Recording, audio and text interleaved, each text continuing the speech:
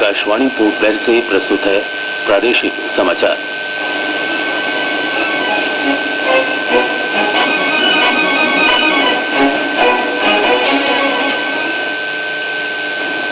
संसद के बजट सत्र में कटौती करने का सरकार का कोई प्रस्ताव नहीं है। उपराज्यपाल ने द्वीप समूह में गुणवत्ता युक्त शिक्षा की जरूरत पर बल दिया है।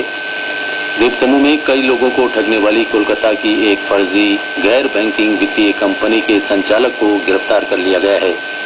पूरे देश के साथ द्वीपों में भी आज से डायरिया नियंत्रण पखवाड़ा शुरू हो रहा है और चेन्नई से आ रहे एमवी कैम्बलवे और एमवी धनखौड़ी आज पोर्ट ब्लेयर पहुंच रहे हैं।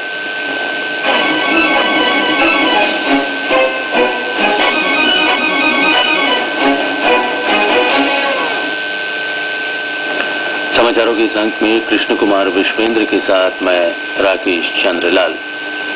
संसद के बजट सत्र में कटौती करने का सरकार का कोई प्रस्ताव नहीं है। सरकार आने वाले दिनों में कई महत्वपूर्ण विधेयक पेश करेगी। संसदीय कार्य मंत्री एम वेंकैया नायडू ने बताया कि बीमा और सेबी संबंधी महत्वपूर्ण विधेयक अभी आने हैं और सरकार न्यायिक नियुक्ति विधेयक पर भी काम कर रही है।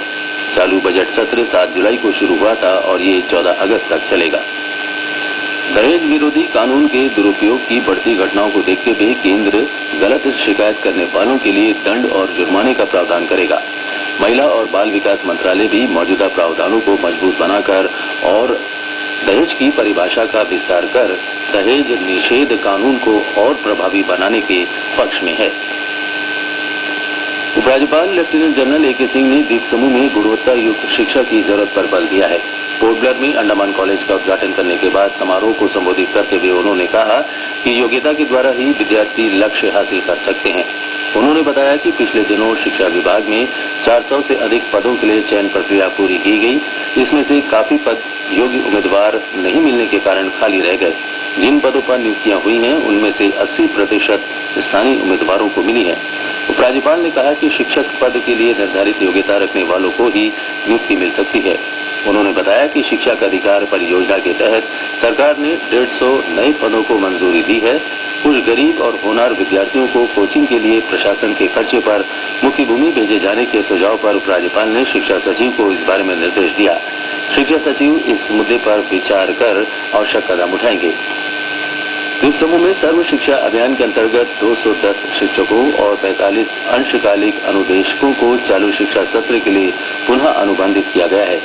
संबंधित सभी अनुबंधित शिक्षकों और अनुदेशकों से कहा गया है कि वे आज राज्य परियोजना अधिकारी या संबंधित इलाकों के बीआरसी से आदेश की प्रति प्राप्त कर लें और नियुक्ति स्थल के लिए रवाना हो जाएं। द्वीप समूह में कई लोगों को ठगने वाली कोलकाता की एक फर्जी गैर बैंकिंग वित्तीय कंपनी के संचालक को गिरफ्तार कर लिया गया है। जून माह में फर्जी कंपनी गीतांजलि उद्योग के खिलाफ लोगों ने रिपोर्ट दर्ज कराई थी।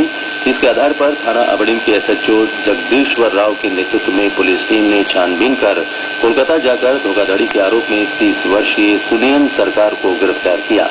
गिरफ्तारी के बाद आरोपी को पोर्ट ब्लेयर लाकर पूछताछ की जा रही है। इस बीच पुलिस टीम कोलकाता में अन्य आरोपियों की तलाश में जुटी है।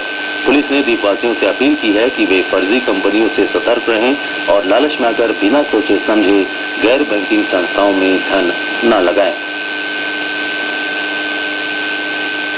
अंडमान निकोबार द्वीप समूह के जिला विधि सेवा प्राधिकरण की ओर से पिछले शनिवार को पोर्ट ब्लेयर के वैकल्पिक शिकायत निवारण केंद्र प्रयास में लोक अदालत का आयोजन किया गया। प्रयास के उद्घाटन के बाद इस तीसरी लोक अदालत में घरेलू समस्याओं के अलावा कई अन्य मामलों को निपटाया गया। जिला और सत्र न्यायाधीश तथा जिला विधि सेवा प्राधिकरण के अध्यक्ष असित कुमार डे ने लोक अदालत का उद्घाटन किया।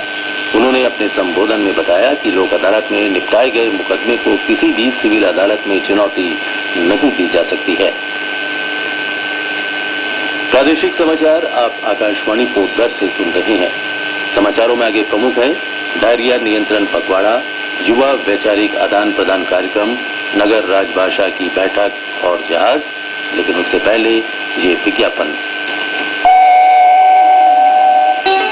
आड़ी माह और ईद के शुभ अवसर पर टेक्सटाइल लक्ष्मी नीरज टेक्सटाइल्स में 5 से 50% discount. Textile Lakshmi Neeraj textile. प्रादेशिक समाचार में आपका फिर स्वागत है और अब समाचारों की अगली कड़ी के साथ कृष्ण कुमार विश्वेंद्र। धन्यवाद राकेश। भारत सरकार की ओर से पूरे देश में आज से डायरिया नियंत्रण पखवाड़े का आयोजन शुरू हो रहा है। 8 अगस्त तक चलने वाले इस अभियान का उद्देश्य डायरिया से होने वाले बच्चों की मृत्यु को रोकना है।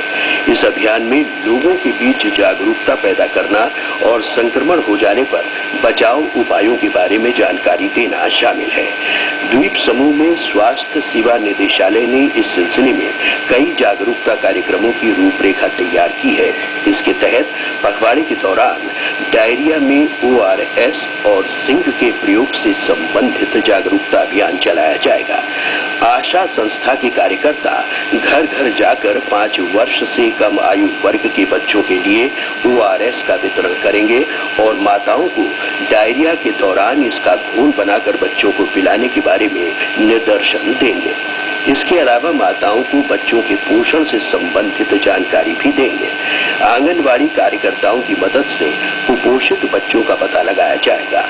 पखवाड़े के दौरान स्वास्थ्य विभाग द्वारा IDCS और शिक्षा विभाग के सहयोग से द्वीप समूह के सभी प्राथमिक और माध्यमिक स्कूलों में पोषण तथा स्वच्छता पर जागरूकता और निदर्शन कार्यक्रम आयोजित किए जाएंगे।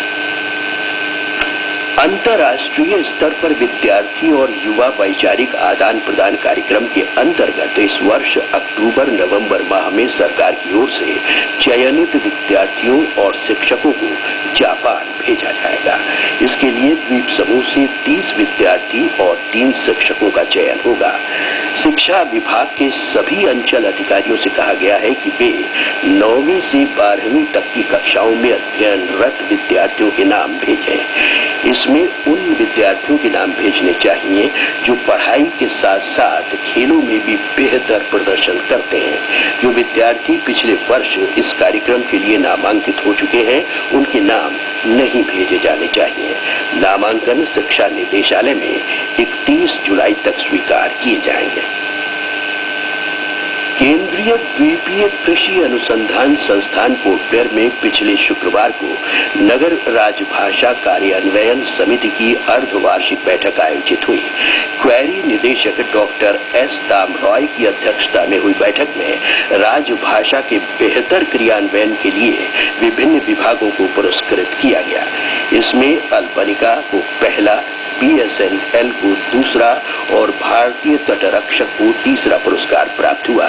क्वेरी निदेशक ने अपने संबोधन में बताया कि पिछले दिनों भुवनेश्वर में आयोजित समारोह में गृह मंत्रालय के राजभाषा विभाग की ओर से द्वीप समूह में राजभाषा कार्यान्वयन समिति पोर्ट ब्लेयर को वर्ष 2012-13 का तीसरा पुरस्कार दिया गया। चेन्नई से आ रहा जहाज MV कैम्पबेल बे आज सुबह 9 बजे तक पोर्ट ब्लेयर पहुंच रहा है। जहाज हेडू जेटी पर लगेगा। इस बीच चेन्नई से आ रहे जहाज MV नानकौड़ी की आज दिन में 12 बजे तक पोर्ट ब्लेयर पहुंचने की संभावना है। प्रशासन के स्वास्थ्य विभाग में निगरानी कर्मचारी और प्रधान कर्मचारी के पद पर भर्ती के लिए योग्य उम्मीदवारों से आवेदन मांगे गए थे। विभाग की ओर से जारी विज्ञप्ति में कहा गया है कि इस भर्ती प्रक्रिया को प्रशासनिक कारणों से रद्द कर दिया गया है।